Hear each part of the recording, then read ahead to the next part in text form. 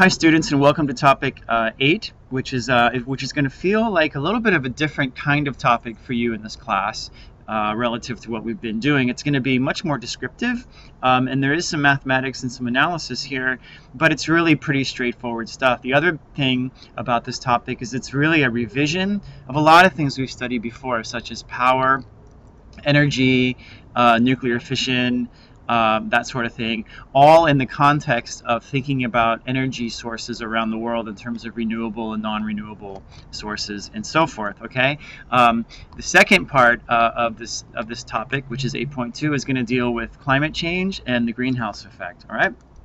So to start off, I'm showing you this pie chart, which is showing you total world energy consumption by source. Okay, so you can see that fossil fuels it really comprises a big part of our energy production and the energy that we use. Okay.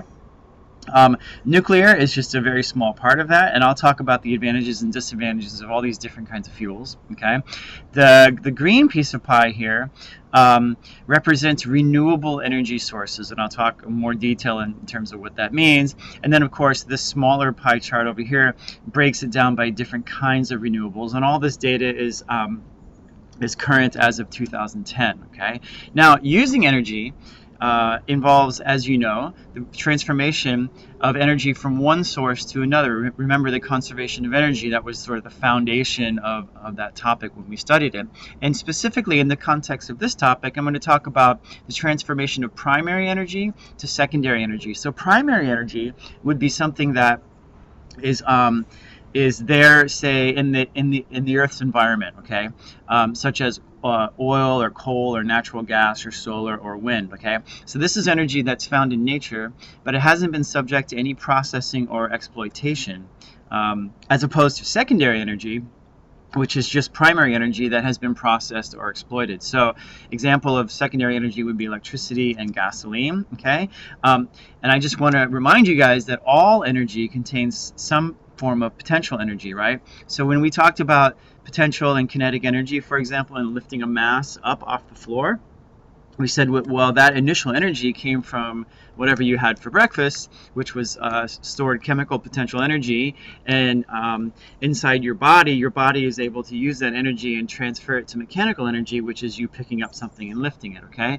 so the same, all of that applies here. The conservation of energy is still the foundation of everything in this topic. Okay, just a couple of more charts for you. So this is showing the total world primary energy production in units called BTUs, and that's just another unit. 1 BTU, it's called a British thermal unit, is equal to about 1,000 joules, a little bit more than that. Okay, so this is breaking it down by country. Very interesting trends here. For example, look at how China has skyrocketed to be the number 2 in terms of primary energy production. Actually, sorry, it's number 1 because the orange one here is the total world, right? Anyway, you can see other areas of the world lagging behind in different trends. Where's the U.S.? The U.S. is right here. So generally, the U.S. had a period in the 1990s where things have generally stayed more or less stable, with a peak recently. Anyway, kind of interesting stuff. The whole point here is that different countries, as they attain different levels of development, attain different levels of energy consumption and production. Okay, and this is a really big deal today, in that we have, all these countries, say, such as China, which has become highly industrialized relative to what it was 2 or 3 decades ago, and of course, in situations like China, they haven't always made the best decisions in terms of what's best for the environment. They're just trying to develop as quickly as possible. So there's a real social and economic aspect to this topic of the course. Industrial societies use primary and secondary sources for transportation and production of manufactured goods, of course, and many people worldwide are employed in the energy industry. And I mean, really, this whole movement towards renewable and clean energy sources, there have been many prominent global conferences recently, in recent years, where governments are actually making commitments to help mitigate climate change and get a handle on this sort of runaway environmental problem of how do we get in a sustainable fashion secondary energy from primary energy sources. Okay. Okay, in ancient times, when people were generally hunters and gatherers, and there were, of course, no electricity, there was no electricity, no cars, whatever. These people consumed. It's estimated that they consume about 8 megajoules per day per person. Now, this amount of energy consumption comes in the form of, burning wood and so forth, going hunting and gathering and moving around. Okay. In contrast, today, in more developed countries, people consume about 300 megajoules per day per person.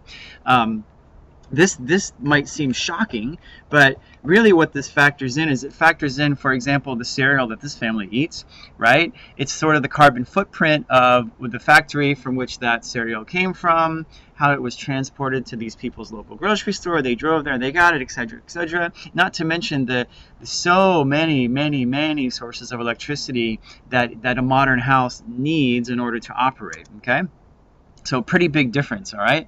Now, in these developed countries, you could work out the power consumption per person, and that's about 3.5 kilowatts, okay? So it's interesting. In the USA, it's a little bit higher than this. So when I say developed countries today, that's a lot of different countries, okay? The USA, it's about 10 kilowatts per person. In Africa, it's about 0.1. It's a much less developed continent in general. And the world average is about 0.8 kilowatts per person, okay? So they're about 7 billion people. So the global energy demand is estimated in recent years to be about 6.3 times 10 to the 20 joules. The total annual world energy production is not that much greater than this. So eventually what's going to happen is we're going to run out of sources of energy. So we need to find more. Is there a crisis? It's not so much a crisis of energy as it is trying to figure out a sustainable and renewable way to harness it from those primary sources in nature, okay? Now, the very definition of a fuel is any material that can be made to react such that it releases energy as heat or to be used to perform work by changing its chemical structure. So some common forms, we have wood. Wood is a fuel in many underdeveloped countries. Coal, of course, is a big one, nuclear, etc. And the thing that I want you to keep in mind, I'm going to introduce to you maybe a new term here, and that's degradation of energy degradation. So energy transfer always leads to the degradation of energy. It means that that energy becomes less useful than it was when it was a primary source every time you use it as a secondary source or process it or exploit it, okay? Now, if you think about a fuel, and the amount of energy that can be extracted from it, we have a couple of terms that we use in physics here. And one is called the specific energy, and that's E sub S, and that's the amount of energy that can be extracted from a unit mass of fuel. So the units are joules per kilogram. Energy density, which is E sub D, is the amount of energy that can be extracted from a unit volume of fuel. Same idea, similar idea. Units are joules per cubic meter. So obviously, the higher the values of E sub S and E sub D, the more desirable the fuel as a source, right? Okay, so we need to think about obviously, we want very high values of E sub S and E sub D, but there's a trade-off because we have to consider the effects on our environment and how sustainable that source of energy is, okay? So here's an interesting table that lines up, that shows you different kinds of fuel with the specific energies and energy densities and also what they're used for. It's very interesting. So wood is pretty far down here. Look at how high uranium is, okay? I'm going to talk in my next video about nuclear power and the great benefits that nuclear power has. Unfortunately, nuclear power suffers from a very negative public opinion, but I will talk about that later, okay? Anyway, kind of interesting numbers to compare. You might want to pause this and actually, sort of process these numbers a little bit. So obviously many factors go into determining what kind of fuel is used for an application, okay? Now the idea of renewable energy, you probably have a pretty good idea of this, and that's any source of energy that's collected from resources that are naturally replenished on a human time scale. So this human time scale is very important. So we have sunlight, solar power, rains, waves, geothermal heat, tides, wind, so forth, okay? I'm just showing you some pictures here. These actually in Southern California in the USA, there are these amazing tracts of land where they've put tons of solar panels, and we'll talk about solar power and how those panels work later. Okay, wind is obviously a really big one as well, and this is a geothermal plant somewhere, I believe, in Northern Europe. Okay, all right. Now, a non-renewable energy source, in contrast, is it's energy that doesn't renew itself sufficiently at a sufficient rate to be meaningful, for extraction to be meaningful and sustained in human time frames. Okay, so for example, coal, petroleum, natural gas, anything coming from the earth in the terms of minerals and metal ores and so forth, it seems like there's a lot of it, and it seems like it's endless, but it's not. And we are depleting it at a rate that is far greater than the rate at which it's naturally made. So this is a big problem. So we're going to have to somehow come up with energy sources. We need to, that brown part of that pie chart that I showed you in the first slide, we have to reduce that brown part to something that's much smaller than the renewable part. Okay, and that is sort of the future of the application of physics. From an energy point of view, we've got to solve that problem, and we've got to start figuring out how to protect our environment and keep our environment sustained. Okay, now you probably all know what fossil fuels are. I don't know how many of you know how they're made, but the way that fossil fuels are created is you have buried basically organic matter, animal and plant matter, over millions of years, essentially in swamps and peat bogs. And what happens is you have high pressure in bacteria for millions of years, and it makes something that has a lot of potential energy, chemical potential energy, and it's called oil and gas deposits. Okay, carbon is a major building block because it's an organic substance.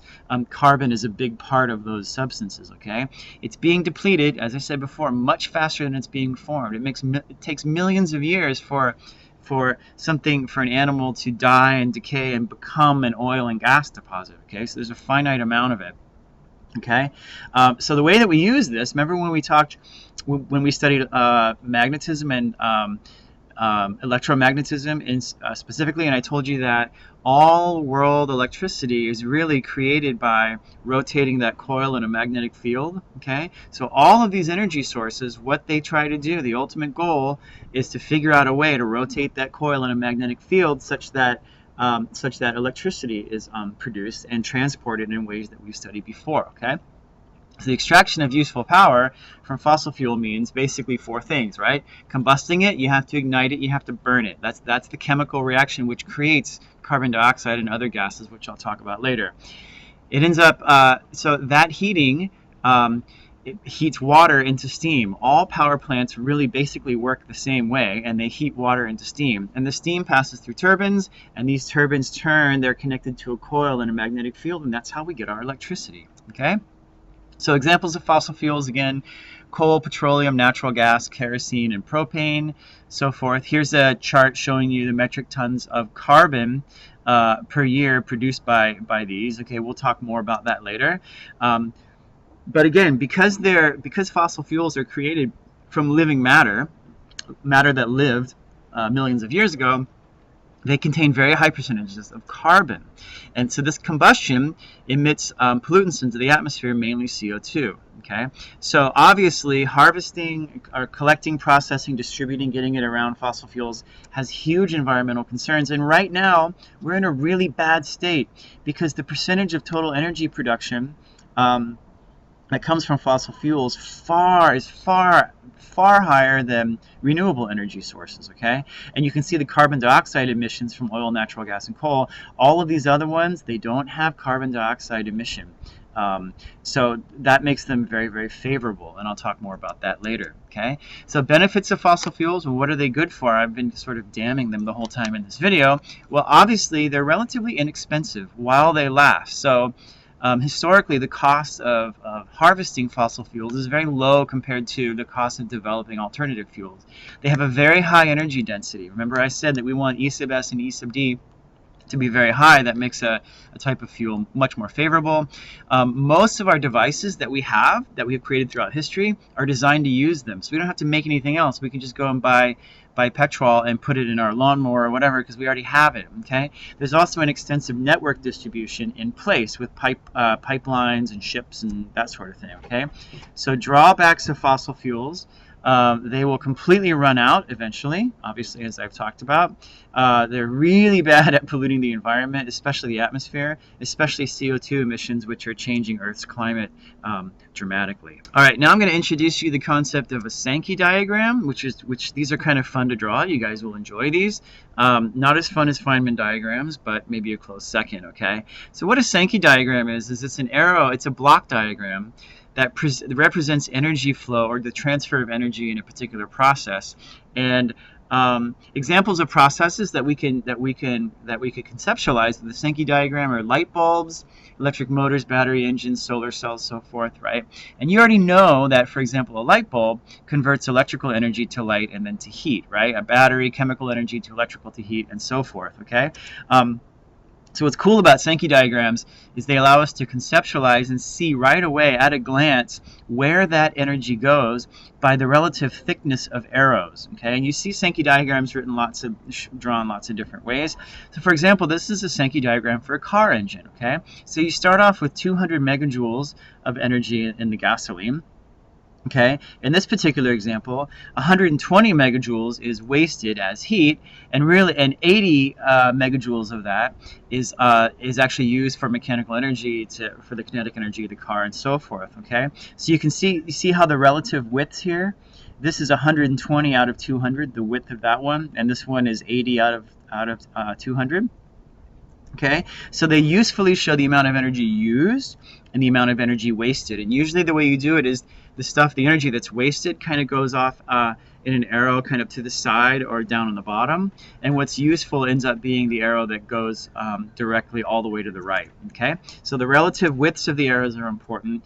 And it's a really good idea to use graph paper when drawing Sankey diagrams so you can easily estimate the relative thicknesses of the arrows and the paths in the process. Okay, so here's a Sankey diagram for a coal-burning power plant, for example.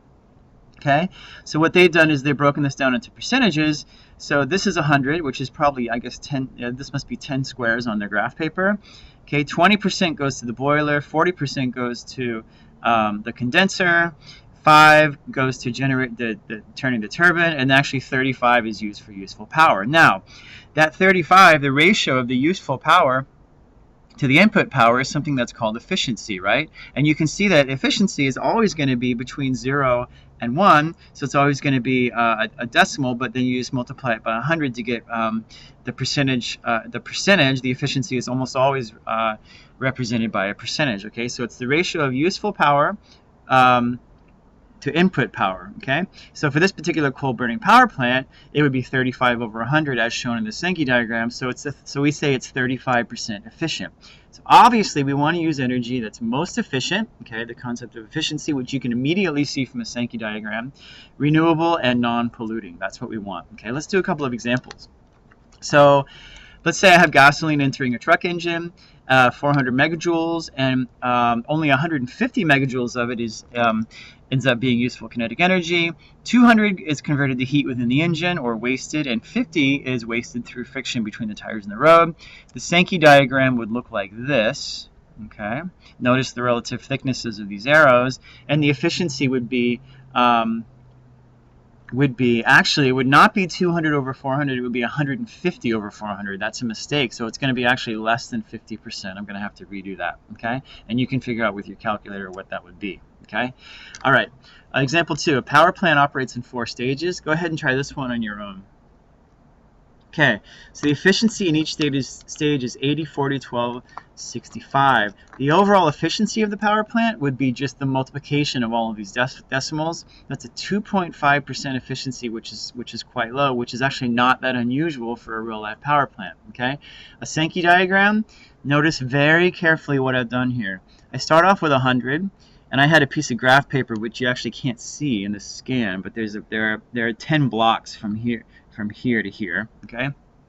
All right, out of that 100, 80% of it ends up still going to the right as useful, which means that this arrow down here, I lose 20 units, right?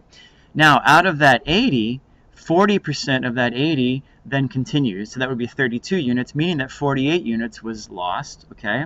And then out of that 32, I had 12% that's kept, which ends up being 3.8, and then 28.2 are lost, and so forth. And then at the end, I end up with 2.5, which is not a really good ratio, okay? So make sure you carefully measure the widths of each segment, and I want you to note that 20 plus 48 plus 28.2 plus 1.3 plus 2.5 all equals 100, so we're good to go there. Okay, next example, go ahead and try this one on your own. This is about a coal-burning power plant, okay? So the plant has a power output of 4 times 10 to the 8 watts and operates at an overall efficiency of 35%, which is pretty high, actually. Calculate the rate at which thermal energy is provided by the burning coal, okay? Well, how are we going to do this? Well, you know that the efficiency is the power out over the power in. What they're really asking here is the power in, and the rate at which energy is provided is, of course, the power. So you need to be able to recognize that. I get 1.14 times 10 to the 9th watts. Okay. Part B: calculate the rate at which coal is burned using the specific energy of coal is 3.2 times 10 to the 7 joules per kilogram. Okay. Now, note that each kilogram of coal provides 3.2 times 10 to the 7 joules, and the power in was 1.14 times 10 to the 9th watts as we calculated in part A. Okay, now really the power is energy per unit time, right? But E sub s, which is the specific energy, is in units of joules per kilogram. So I'm calling dm by dt, that's the mass of coal burned each second, which of course is what I'm trying to find in part B here. Okay, so all I do is I solve for dm by dt. That ends up being Pn over Es, and I get 36 kilograms per second, which is actually a lot. Remember I told you that one of the great benefits of fossil fuels is that there's a lot of energy, right? We can extract a lot of useful energy from it. 36 kilograms per second, that's a lot, okay? All right, so the thermal energy is discarded by this power plant and is removed by water, which is what really happens, okay? According to federal specifications, the temperature of the water can't increase by more than 5 degrees Celsius because it probably flows into a river or something like that, okay? So calculate the rate at which water must flow in order to meet the specifications. So you've got a little bit of thermal physics coming here, okay? First of all, here's what the Sankey diagram looks like. So the energy discarded would obviously be the P in minus the P out, and that is d cubed by dt. That's the rate of heat transfer, okay? So d cubed by dt would be, from before, the answer 1.14 times 10 to the 9th minus 4 times 10 to the 8th. I get 7.4 times 10 to the 8th watts. That energy warms the water, of course, by Q equals mc delta T, and this becomes a thermal physics problem, okay? So dividing both sides of this equation by dt, I have that dq by dt is dm by dt, c times dt. I have two t's here. I have dt being with respect to time, and I have dt being the temperature change, which is specified as being 5. And all I do is I rearrange here dm by dt, which is the mass of water necessary each second, and I get 35.4 times 10 to the 4 kilograms per second.